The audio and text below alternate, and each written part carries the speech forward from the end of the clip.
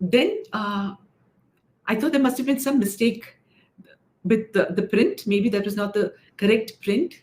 So the next time the photograph was taken, I went and stood in the photograph, and when the photograph came out, when the print came out, I was not in the picture. And this happened over and over again. It was bizarre. And then finally, one day, Kozen, one of my students, a very lovely person, he and a great photographer, he said, Rukmini, come, let's take a picture with Gurudev. I said, no use, Kozen. My pictures don't come out. Then he went to Gurudev and he said, Gurudev says, no, Rukmini says that her picture doesn't come out with you. And Gurudev called me and he says, come, let's take a picture. And this is the picture. This is my first picture with Gurudev. And I hugged him so tight that I think he was embarrassed, but he smiled. Yeah, but this is very, very precious picture for me.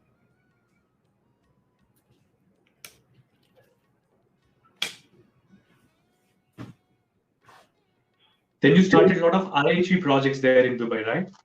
So at that point, the Dubai government was very closed about bringing international humanitarian agencies into the country, because rightfully they thought that these agencies will come and bleed the country dry. They were not here to do any good work. They wanted to take all the Arab money and go and spend it somewhere else. So they were not encouraging international humanitarian cities in. And then the government, Sheikh Mohammed at that point, in his wisdom, started the International Humanitarian City. And the first international agencies were invited. And we also got ourselves registered. So we were registration number 6. The first 5 were 5 UN agencies, and IHV was registration number 6. At that point, I'd gone to Germany, the German ashram, and I told Gurudev, this is the opportunity that we had. Who should head IHV? And Gurudev told me, ask Prabhakarji to head it, and you help him. So this actually turned out very well, because Prabhakarji's got a brilliantly creative mind. And I had the entire network of students. I was teaching for so many years, and I had so many students. Almost in every street of Dubai, there was somebody who had done the course with me. In every organization in Dubai, there was somebody who had done the course with me. So with his leadership and creative skills and my network of people that we had touched through this knowledge, we did such extraordinary work. And I know the first project we did was when IHC, International Humanitarian City, had just opened and the tsunami had happened. And with our volunteers, we walked into IHC, met the CEO there and said, let's do something. They said, we're just getting organized. We have no plans of doing anything. But if you do anything, we'll support you. And with the connects that we had in big companies and with volunteers, we were able to raise a lot of money and a lot of relief material for Sri Lanka. And with the work that we did, Gurudev also came to Sri Lanka. And that was Gurudev's first time he entered. He met the president, and its history after that. His work in Sri Lanka's history. We did a lot of creative projects. Adopt a plant, where we distributed plants in test tubes. Tissue cultured plants. Even now Prabhakarji is in charge of the tissue culture laboratory in the ashram. So then we got tissue cultured plants and distributed all over. We had our volunteers standing with adopt the plant t-shirts in petrol bunks, in organizations, launched by celebrities, because it was a small country and the work we're doing was so creative and so innovative. We got a lot of recognition also very quickly. The UNMC project, Stand Up and Speak Out, Stand Up and Take Action, Mission Green Earth, we got in huge funders, huge, in millions of dirhams. We would get in money and organize big events. And if we needed to do it, when we were doing it with the UN agencies, they would want a certain amount of show about the whole thing. So we would have it in 5-star hotels and call people from the ruling family and the UN agencies and the head of IHV. They were so happy with us, There was a project we did on road safety. Gurudev would talk about this project wherever he went around in the world. Where we told him, Gurudev, we want to teach the drivers safety. He says, okay. We said, Gurudev, what should we call the manual? So he said, call it AAP, Art of Living Alertness Program. So this became a manual. I said, where do I get the manual from? He says, you write the manual. So I wrote the manual and trained all our volunteers, and we taught it to drivers. We taught it to drivers across the big organizations, public transport, Dubai police, all of them we taught them. And even now, I think AAP courses are going on there. This is almost 15, 18 years after we first created it. We were so popular there, the international humanitarian city, that when people would come to them and say, now, which organization do you think we should work with?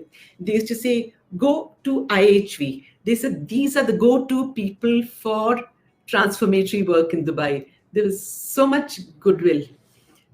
A lot of fun. Lot of fun. You know, a lot of people have a stereotype about the Arabs. They have a certain stereotype about the kind of people Arabs are. Let me tell you from our experience, we've met the loveliest human beings in Dubai, not just in Dubai, in the entire United Arab Emirates and in many of the other Arab countries that I've gone to. With economic abundance, they've not had the need to get corrupt. Yeah. So, you know, when we would tell them that we wanted to do something and we would say it to them with sincerity, they would be so happy to work with us. So doors would just open wherever we went. People, whether it was Dubai police or the government or industry, corporates that was supporting us, we put such a lot of support for the work that we did. It was very, very heartening that we were able to do such good work there. See, it's not as if there were no power dynamics. I'm saying within the organization there. Power dynamics was there. Politics was there. But you know something? We didn't care. We were having such a lot of fun and doing such amazing work, and there was so much laughter right through that the power dynamics didn't bother us. The group of volunteers that we had, they didn't care about how many manuals they got or being recognized. They didn't bother about any of that. Their joy was in the seva. Yeah, and many of them were very naughty. They had a great sense of humor, and there would be laughter. You know, when I look back and think of the seva times we had in Dubai, it was full of laughter, ridiculous laughter. And with that comes so much energy. Being in an art of living from 23 years now, was there any phase in your life when you felt that devotion, which is always there, that faith is always there, got shaken? Yes. You know, when I would be very, very, very tired after doing big projects, or when I would be faced with challenges, especially people dynamics. Yeah, I'm not good at that. I've never been. When I would be faced with that, I would lose energy. And you know, in that, when I lose energy, I would stop feeling the devotion. It's not that devotion was not there, but I would stop feeling the devotion. And when I would stop feeling the devotion, there was one thing that sustained me, was the understanding that I did not have a life outside the life of being a devotee. I did not have an existence outside the existence of a devotee. My primary identity and my only identity was the identity of a devotee, and everything else flowed from that. I would do whatever needed to be done to protect my devotion. I remember I would do whatever it takes, if it meant going and sitting in the course, calling senior teachers, getting them to answer questions. And at one point, I'd hit a rock bottom, and that's the point I went and did yoga TTC with Kishanji. And I kept asking him, why do you need a guru? Why do you need a guru? I sat there like straight in the second row of the class, my eyes on him, because I needed an answer, because I was not feeling it anymore. And at that point, I remember Guru Kishanji saying that, you know, whether you decide to be with the master or not, the master will never leave you. However far you may go, the master's hand will keep on growing so that he can continue to hold you. And in this boat where all of us as devotees live with him, we sail with him in this lifetime, as we sail in this life, we may keep moving away, but he will keep growing that boat, so that however far you may keep moving, the boat is stretched so that you're still within the boat. Because when they leave the organization, it'll be for something very trivial.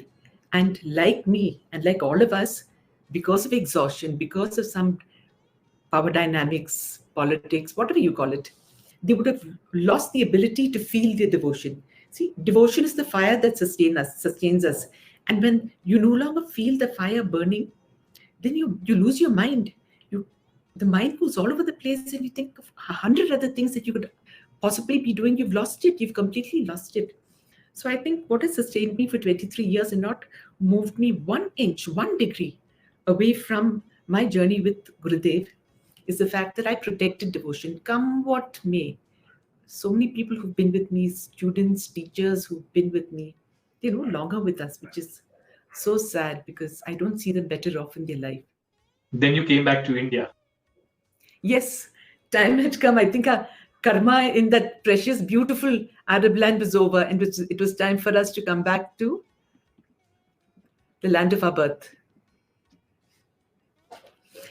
For about 4 years before that, we had started telling Gurudev, we told him, Gurudev, we are done here. We want to go back. We want to come back to India. And Gurudev would say, no, you stay there for some more time. And we would meet him again after 6 months or 1 year, and he would say, stay there for some more time. And then in 2010, there was a TRM in Penang, in Malaysia. And I went and told Gurudev, we want to come back. And Gurudev looked at me and said, come now. And in 6 months, we were back in India. And our we have a house here, which is about 10 minutes before the ashram. We came here and we settled down. So happy. Having a guru takes away the ambiguity in life. Most people are stuck because they have too many choices. With Gurudev, we've never had that. With Gurudev, when we go to him with any doubt, he very clearly tells us what to do, and we follow exactly that. You know, some of the things that he has told us has been so difficult and so impossible at the time that we would never have imagined that he would tell us to do what he said. But like I said, this is a path of choicelessness. If Gurudev would tell us to do something, we would just do it. And in retrospect, when we see the entire picture from a 30,000 foot level, we realize, oh my God, that was exactly the right thing that should have happened at that point. So we came back in Jan 2011. And in 2012, I got a call from Richaji, who was heading PMU at that point, saying that Gurudev has asked me to join PMU. So we were settled back into India. It was 20 years since we were out of the country. We had come back into India. And when in my earlier years, I used to be when I was a journalist, I did a lot of writing on social issues. So I was very happy to be back in the social sector in India. And the first project Richaji gave me was the Bihar UNICEF Child Marriage Project. And it was an extraordinary experience.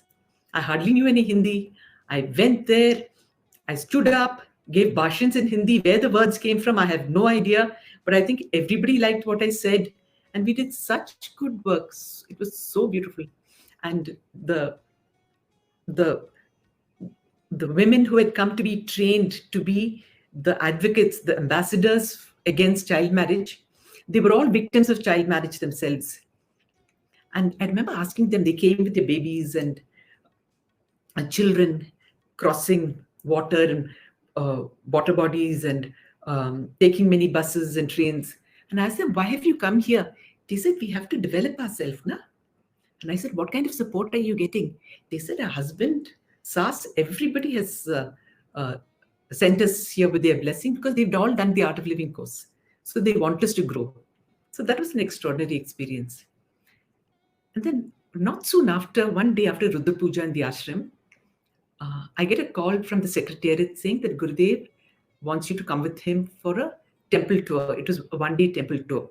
So directly from Rudra Puja, I went and sat in his car. And when we were driving, he looked at me and said, "Have you taken over PMU?" I said, "What?"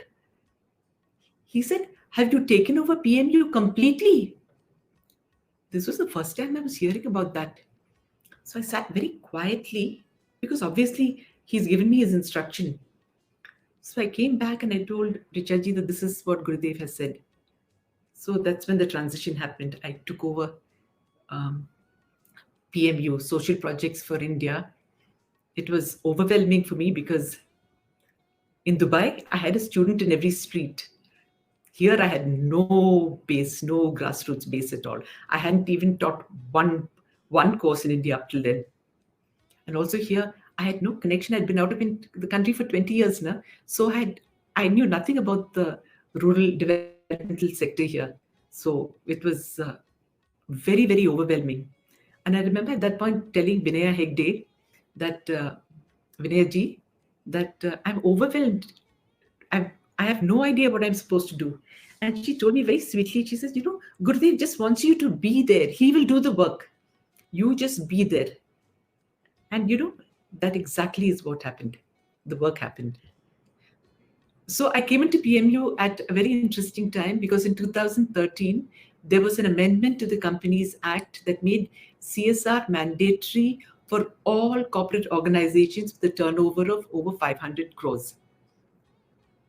They had to give 2% of their net profit for development. Otherwise, there were a lot of punitive actions against them. Suddenly, there was a potential of so much funding in the market.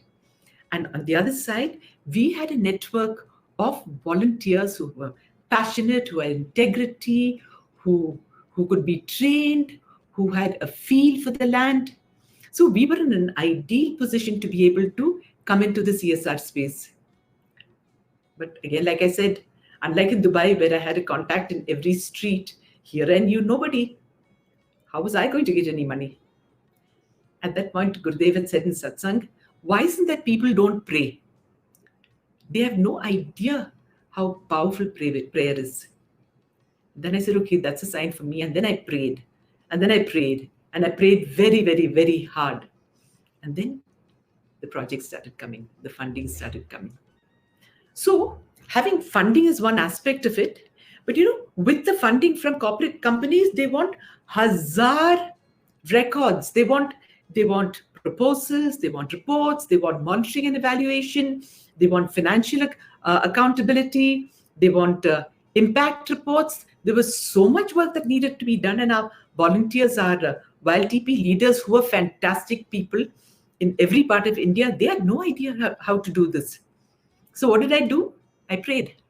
I prayed that Gurudev should send me somebody so that we can create a manual to transition our Wild TP volunteers from where they were as devotees and sevaks to a task force that could work with donor funds. Okay? And like Gurudev said, if you pray, miracles happen. And one day, the Wild TP head of Rajesh ji arrived in my office with this young boy. His name was Nikhil. Nikhil was from IIT, and he had come for exactly 6 months to work, do seva in the ashram, and he had a background in development. So I called him. I said, Nikhil, do you think that we can create a manual that will transition our Wild TP people from where they are to being recipients for donor funds? And Nikhil said, yes, Didi, let's do it together. So for 3 months, Nikhil and I sat and we created the first manual for Rural Manager Training Program. RMTP was born. The most complex of developmental frameworks were taught to our people in such a simple, effective, and powerful way. And many of the Wild TP leaders who came for these workshops went on to do such extraordinary work, winning awards for the work that they were doing, bringing in crores worth of funding into the organization, and creating huge impact in the field. It was amazing. If you ask me, the most precious time as head of social projects in India was the time that we began to roll out RMTP across the country and have people come for the workshops. Digvijay, you were also there, na? Yeah, I was also there. What To was your represent the skill development. What was your experience? Oh, it was wonderful. We went to almost 10, 11 villages in Odisha. I was doing the first one in the Sri University. And everybody who were giants in their own state working on different social projects, they all came together. We understood. It was like doing the a Master of Social Work course in a crash course way. It was a new space in India. I was traveling, working 18 hours a day, from fundraising to implementation to monitoring, evaluation, reporting across so many projects simultaneously. I think it began to tell on my health. And I remember going to Gurudev, and he told me, you should drop this need for perfection. Things don't have to be perfect all the time. And I realized that was my problem. But I couldn't help myself. We were getting money from outside agencies. We had to report back to them. I didn't think we could mess up. But there was something that I needed to learn when Gurudev said, you need to drop this need for perfection. And I think this anxiety that comes when you are working for at high levels of perfection is actually what destroys you. It's not the work that destroys you. It is the anxiety from wanting perfection that destroys you.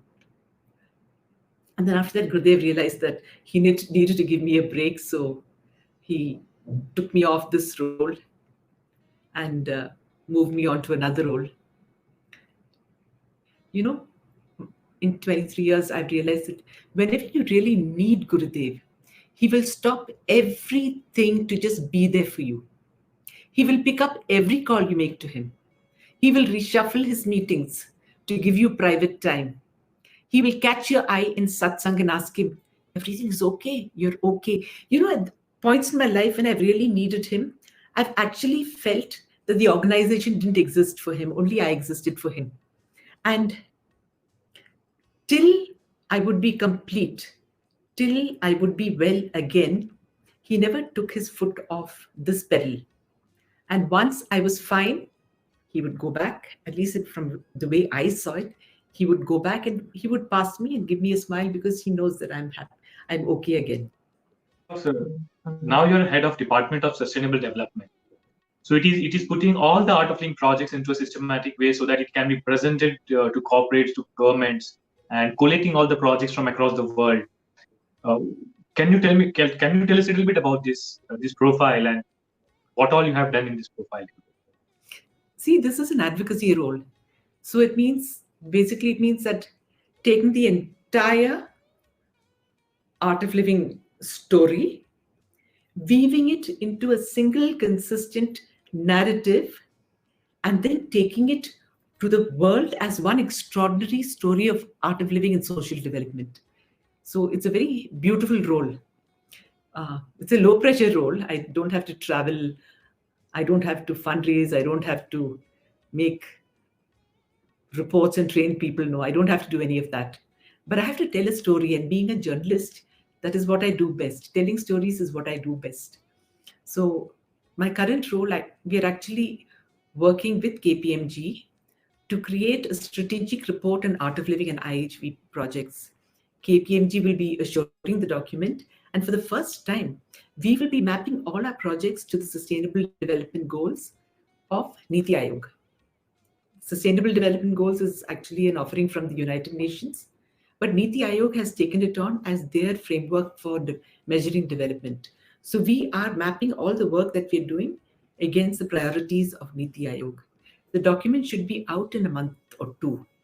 And I think it'll be a very, very powerful document for all the people working in the developmental sector, both from a partnership, fundraising, and profile point of view, branding point of view. Rugmani, there are so many teachers and volunteers who are watching this. Many of us are more keen into teaching, and many of us are also into social projects, social development sector. And we are actually working in Art of Living. Like I am working on many projects, government projects, CSR projects. projects on the field. What is your learning that you would like to share with all the teachers and volunteers? Okay, this is a good question because even in Dubai, there were a couple of teachers who both taught courses and did projects. We found that the teachers who did projects could fill up their classes with new people because with the projects you came into Meet new. contact. Yeah, you made connections and relationships. And if we work and if people see us work the way we do, and we work very, very well with Mm. with element, we're very powerful in as people. We're very powerful in the developmental sector because of our conviction, our integrity, our commitment. So when people see the work that we do, they fall in love with us and they ask us, where did all this come from? So we say, yeah, we all practice uh, certain techniques taught by the Art of Living, and we are teaching a course. Would you like to come and join the course? So we will have all these people with whom we've done the projects sitting in our next course full. The courses would be full because these people would be so excited to learn what is it that made us tick the way we do. So I think it is good, and it also opens your mind. Projects open your mind to another world from a developmental perspective. See, when we talk about Art of Living, we talk about first developing the individual, then the community, the nation, and the world. Your project is that trajectory from individual to community to nation to the world. It is actually an experiential transformation of the knowledge that we teach. It's an Beautifully. yeah, yeah. Nidhi, and I always say that to my team who are teachers and who are coming from the field to join Ashram, in the team, that this is a very beautiful transition. Earlier, when I was a full-time teacher only, I always, the thought process was, I want to spread the knowledge. And here, when you are handling projects, the thought process is, I want knowledge to be spread. So Yeah, there, like your involvement in being and teaching courses, I am also teaching courses every week now, so it's online, so it's much easier. correct. But earlier, I was reaching out to few thousands or a few thousand people in a year, or few hundred people in a year. Now with the projects, with a very small team and so many teachers working on those projects, I think we have reached out to lakhs of people, more than 3 lakh people, and upskilling of our own people, out of volunteers or yuvasharyas, or even reaching out to new people and training them into art of living course is what is happening. And it's on a much bigger scale. We are making course reach to much bigger audience. So this is a very good thing, when you all look at the organization also with that social developmental angle. There is a lot of growth for yourself as a teacher, number of people you are reaching out to, and for the organizations. So I think this is a very beautiful aspect that one should not miss out to being in art of living and being a teacher out of work. Very true. And Digvijay, after people do the course and the organizers, volunteers organize a couple of courses, not all of them want to keep on organizing courses. Some of Correct. them do much more. They have so much to offer. The Yes. projects give people an opportunity to go and plug themselves in depending on their skill set. True. So, True. yeah, so their involvement with the organization and with the master and with Seva also gets enhanced. They So, I get an can, opportunity to stay connected. yes, absolutely, absolutely. Hmm. Very true. Didi, what is Gurudev for you?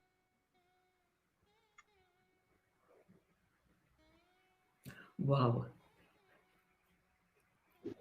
Gurudev, for me, there is no existence outside outside Gurudev. He's everything that I have in my life. Everything. And my life is rich. I'm not saying from a material sense only.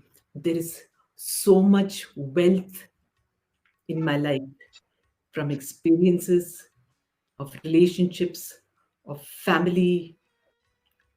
It is, and that is all him. Everything is Gurudev. There is nothing else.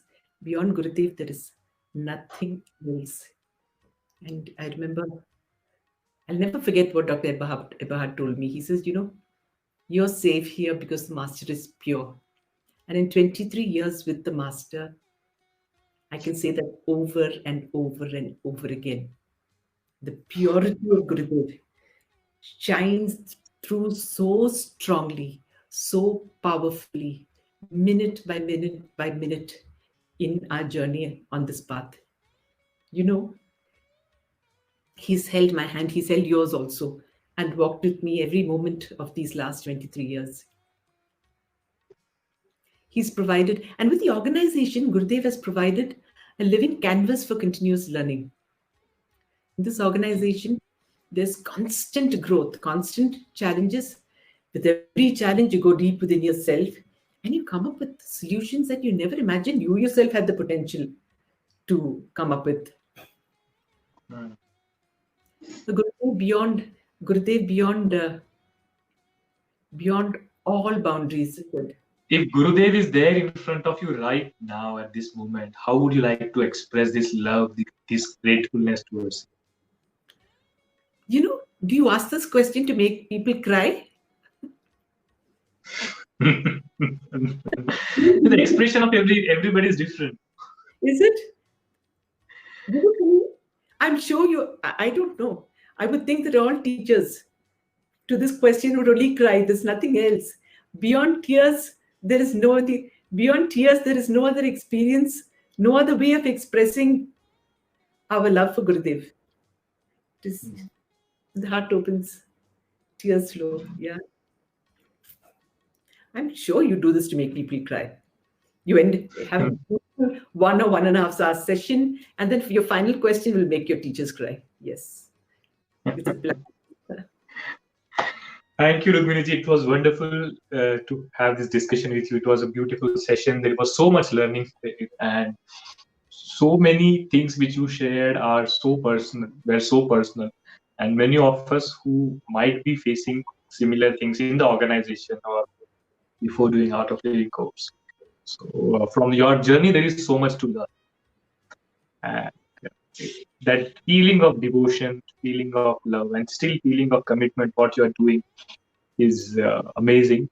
And I think we can have one more session with you about and how Art of Living is doing so many service projects in different developmental sectors in alignment with UN goals, Millennium Development Goals, or what are they calling it nowadays? Sustainable Development Goals. In alignment with the Sustainable Development Goals. So we can have one more session with you about that. Thank you, Rugmani ji. Jai Gurudev. Digvijay, Jai Gurudev.